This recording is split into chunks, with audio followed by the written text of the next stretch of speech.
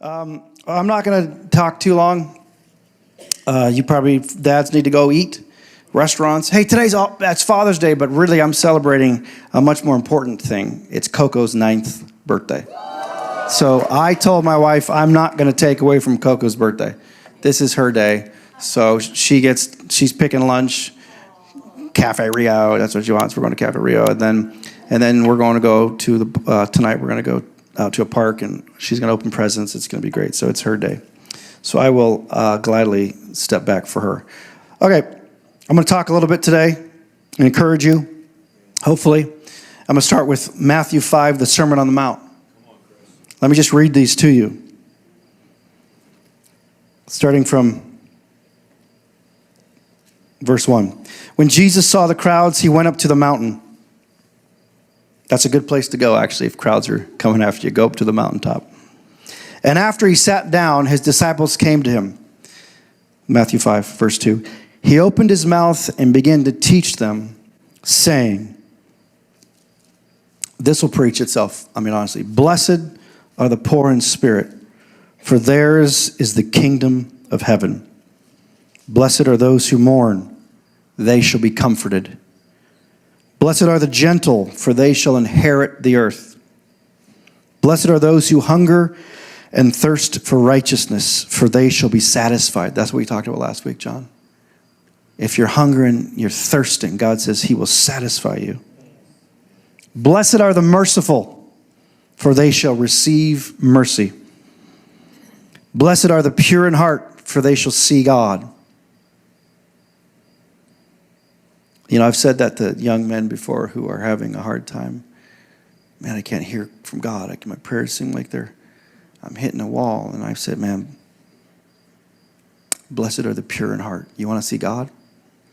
Have a pure heart. He'll give you a pure heart if you ask him. Blessed are the peacemakers. I read this as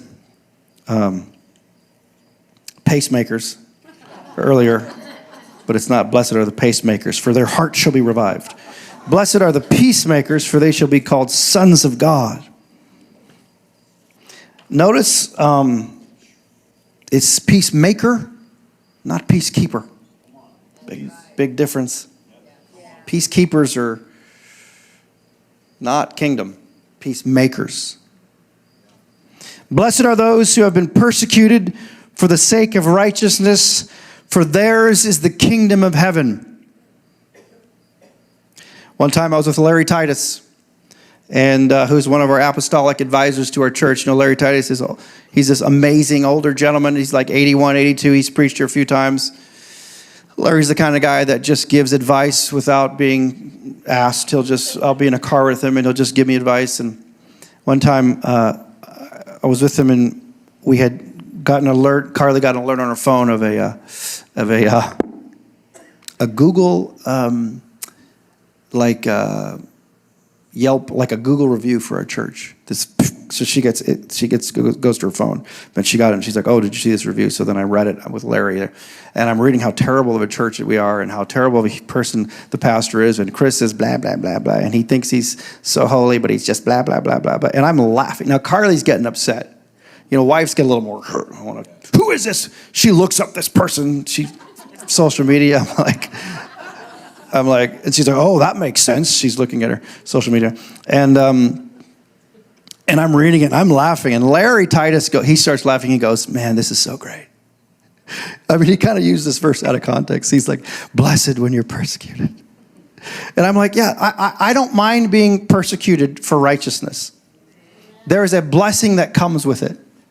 A flat tire doesn't mean you're being persecuted, though, on the way to church. Just means you have a flat tire usually 99% of the time. It's just a flat tire. Okay? The devil is coming against me. Blessed are you when people insult you and persecute you and falsely say all kinds of evil against you because of me. Rejoice and be glad, for your reward in heaven is great. For in the same way they persecuted the prophets who were before you.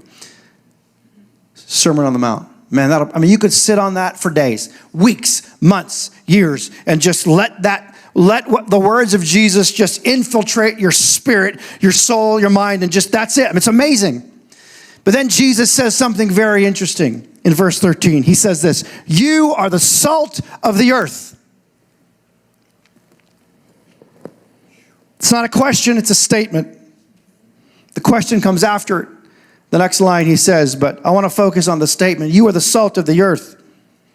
So he's saying you and I, me and you, Paige and Lee and Sadie and John, and we're the salt of the earth. Understand the connotation back then. Today salt is just, I'll put a little salt in our food, but that was a big statement. Salt was a big deal in biblical times. Wars were fought over salt. So today we think of salt as just an additive, like, seasoning. It is Father's Day and it's Coco's 9th birthday, and I love food and we're going to eat. And I love salt on my food. It just brings out the flavor. Anyway, Casa Don Juan is my favorite. If anybody wants to ever give me a gift card or something, it's Casa Don Juan. Casa Don Juan, the best Mexican in the Southwest. I've had people come in from LA that Mexican food in LA is really great. They come and I take them there, speakers or whatever, and they're like, oh my gosh, this Mexican is better than anything I've tasted.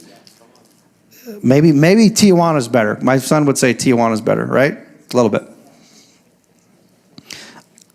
Salt brings out the flavor of the food. And Jesus was talking about flavor, yes he was, but also consider what he was saying to those in that time. Because it was not only used as seasoning or flavor, salt was also a preservative, it still is, but it was really used as a preservative. They didn't have refrigerators back then that we know of. Who knows? We find out some crazy stuff like aliens walking around yards in Vegas and things like that. I mean, there's some weird stuff happening in the world right now, I got to tell you. But hey, Golden Knights won, so that's good. Hey, let's go. VGK, baby. They need to clean up their mouth, though. Did you guys watch the thing last night? Any of it? Man. Don't get drunk. Don't give a drunk guy a mic. Anyway. It's still used as a preservative today, but to keep food from going bad. I mean, I've told you guys this story before. When I was in high school and I was on a basketball team, and we were trying to raise money to go to the mainland because I was in Hawaii. I think my brother was a part of this too. My brother's here with his family. Hello, happy Father's Day. And so one of the things we did to make a bunch of money. Now I didn't see any of the money, but we just went in this fund for everybody. But we used to work on cowhide. Cowhide. It is literally what it sounds like. It is the scraping of the cow's hide. And it's like layered, they're just on top of each other. And our job was to I don't know what we were doing. We were just moving them from this position to the next or I have no idea. But they were covered in salt to keep them from rotting. It didn't help the smell. That thing smelled, that was literally the devil's behind. That smelled so bad, you'd get it all over your hands.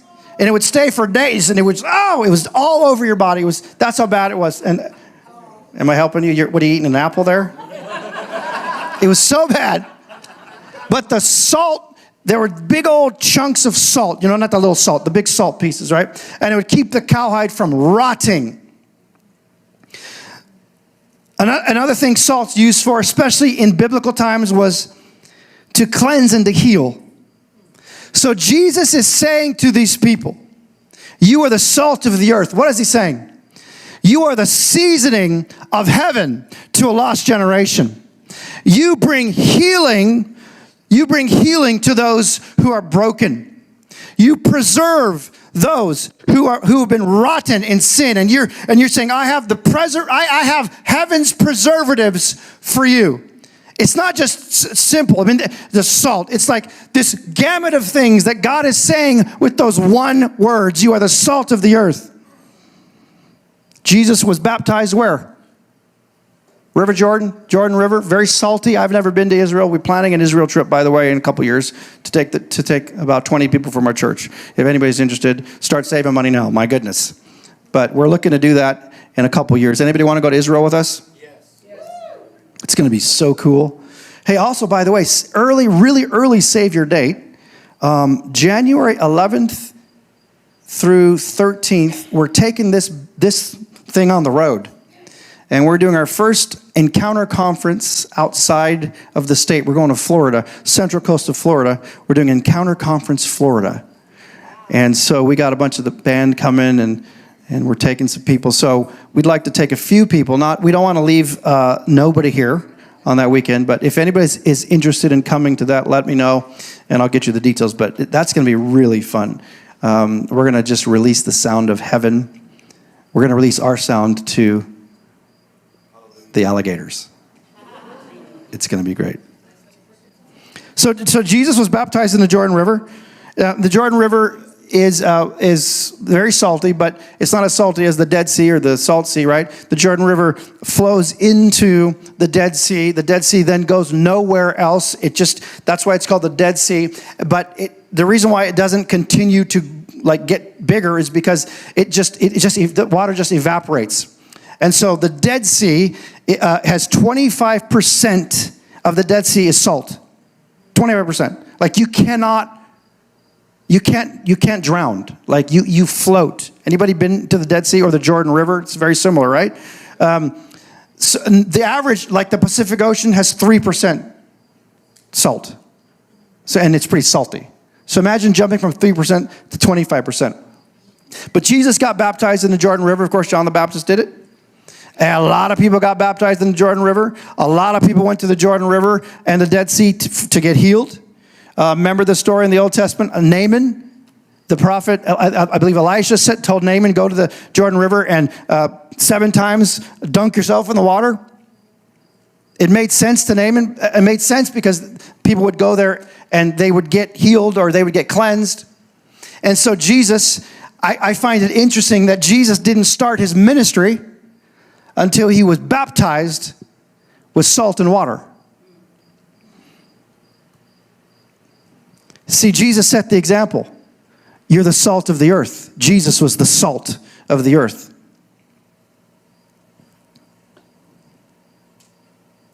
We are the salt on the table of the King, poured out upon mankind to add the flavor of heaven, to be a people who heal the sick in his name, to be a sort of preservative of heaven for those who are rotting away in their sin. We are used by heaven to radically change the taste in the mouth of sinners, that they would taste and see that the Lord is good.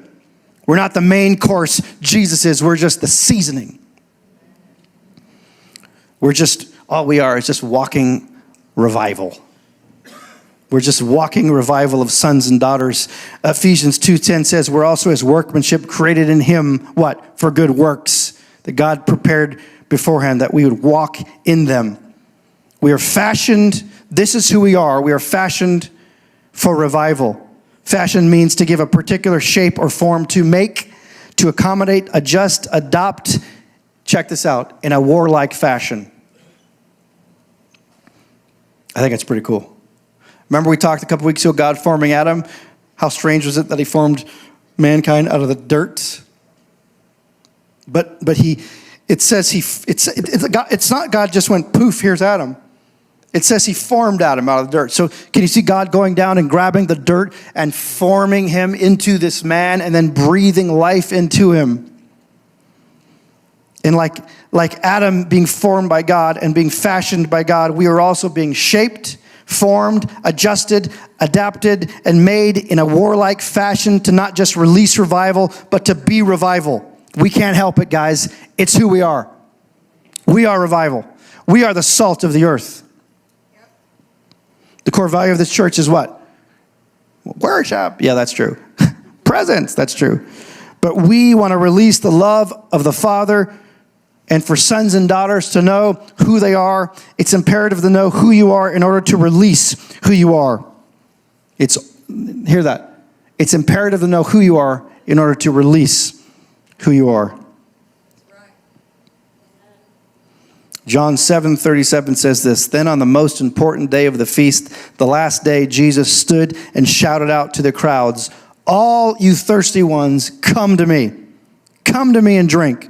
Believe in me so that the rivers of living water will burst out from your innermost being, just like the scripture says.'"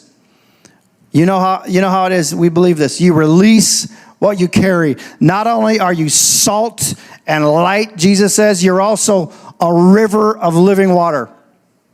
You can't help it. It's who you are. What's inside of you can only be held in for so long before it must burst out. That's good. We had, when we were doing shepherd school, one of the, I think it was Friday night, somebody walked in with a pizza. And just from the street, some gal walks in with a pizza. She like knocks and she's like, hey, what's going on, guys? And we're right in the middle. I'm actually in the middle of teaching. I was hungry. But I don't know this woman. I'm not eating her pizza. I'm just saying that's just me. But she goes, hey, guys, I'm an Uber driver or whatever, or Uber Eats. And she goes, I have this pizza, and the guy canceled. It's paid for. Do you guys want it? And she goes, I didn't touch it. I didn't eat it. You know, she was kind of doing like, she was thinking what I was thinking. But she looked pretty normal. She didn't look like she just was drug off the street. I mean, she looked like a, and so she had a car and everything. So she put it down. And of course, there were some hungry people that started to devour the pizza. But here's what's cool. I don't see her if Deanna's here. But Deanna then said, I want to thank you. We all said thank you. And Deanna says, come on here, let me thank you to this lady. And Deanna starts praying and prophesying over her in the class. And the lady starts to choke up, and she's like, I'm going to cry. And I didn't know exactly what Deanna was saying because it was quiet. But the lady was like, I'm just so grateful. She's like, thank you so much. I needed to hear this. That's what we call the God coincidence. God loved this woman so much that, honestly, I think it's a setup. This dude canceled his pizza order. She's right in front of the church. We happen to be having shepherd school, like a Friday night. She walks in. She gives us a pizza. June Bloom. Bam. Getting a free pizza, everybody.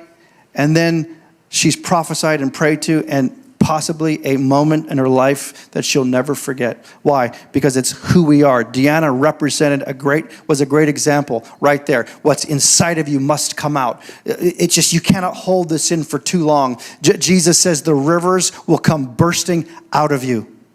Don't hold the rivers in, guys.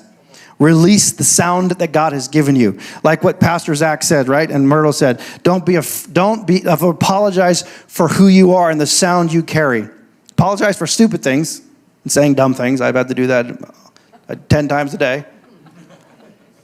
But I don't apologize for how God created me. A little weird, a little strange, a little beautiful.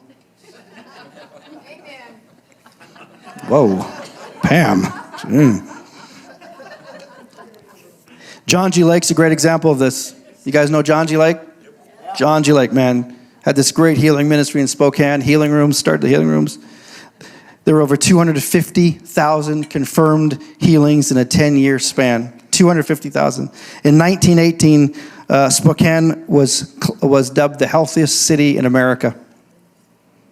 Everywhere he went, he released the gospel. Everywhere he went, he released healing. Everywhere he went, he released the kingdom. I'm going to end with this. Who was on keys? JD, are you here? Yeah. Look at JD. You know, JD has toured with some of the most, like famous Christian singers. Did you guys know this? Who's the most, just for fun, just yell it out. Who's the most famous Christian guy you toured with playing? Toby Mac. Toby Mac. My buddy Toby. I knew Toby many, many years ago. I haven't seen him in years. What did you play for Toby? I emceed. You emceed. I played with Jeremy Camp. Jeremy Camp. Toby's better. We'll stick with Toby. It's a little bigger. emceed for Toby. That's amazing. No, you guys, I've told the story. Toby wanted me to audition to be one of DC Talk's dancers years ago.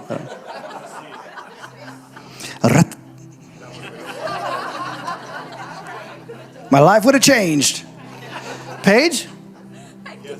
Rude. I'm so joyful about it.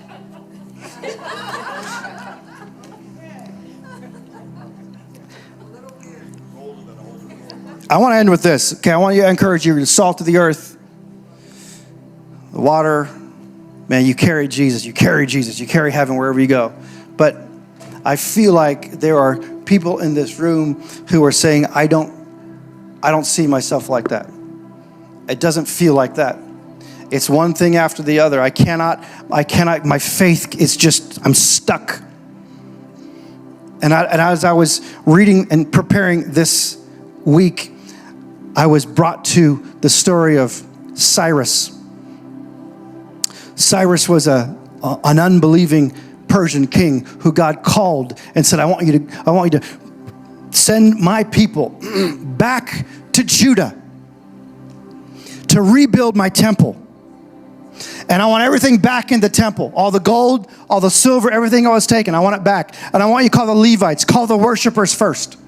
And I want you to send them to oversee this thing. And he said, Judah, Judah means praise. Send my people back to praise to rebuild my temple. And I felt like God saying, there are some people in this room.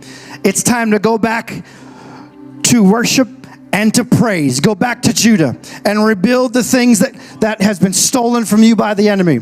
And bring it all back. Say, I'm bringing it back. The silver, the Bible says in this story that they took the silver, the gold, all the flatware, everything was stolen. And it was taken from King Nebuchadnezzar and it was put in the false gods' places of worship for years. And God said, bring it home. Enough with the false god stuff. Bring it home. It's time to go rebuild the temple of your heart. God called the unbelieving king, Cyrus, to send the captive people of God back to Jerusalem, to Judah, to praise, to rebuild his temple, to rebuild his house. He called the Levites, the worshipers, to oversee this. King Nebuchadnezzar destroyed the temple of God, stole precious silver and gold from God's house, took it back to a place in the houses of false gods. God is calling, this is what I wrote, God is calling some of you to take back what the enemy has stolen from you. Get the gold, get the silver, grab the Levites, head back to Judah, the place of praise, and allow God to begin to release those dry places of your heart with his love and his presence, the places of unbelief, the places of doubt, the places you have given up on, the hopeless places, and let God saturate your entire being as you begin to build the temple back up in your heart. It's time. The enemy has done enough. It's time. Come home. You know what's interesting about that story is the Bible, and it took years to rebuild. I mean, we're talking years. It was a big temple. And you know what it says in one of the chapters? The old-time Jews who were there. It says they begin to see the foundation of God's temple being built, and they begin to weep loudly. Why? This was a weeping of joy. They were like, it's finally happening. It's kind of like the sorrow and joy weep. You know, it's like there's joy, but because there's joy because of the sorrow that I had. And it says they were so loud and they were weeping because they couldn't believe what was happening. God's temple was being restored. And as they were weeping, it says the new breed of Jews, the new breed of Israelites were cheering and shouting. And it says you could hear the weeping and the cheering of shouting throughout the entire city. And let me tell you this, sometimes you got to weep before you can shout. Woo. So even when you're building up that thing in your heart, there's going to be repentance that's going to come. There's going to be these thoughts, and sometimes this is like, if it's condemnation, it is demonic, right? But sometimes it's just the conviction of the Holy Spirit that He's saying, "Man, I've always had you." And sometimes you just got to weep before you can celebrate. And so God is calling a generation of His own people back to rebuild the temple of God in their heart. Will you be that generation? Come on, stand with me.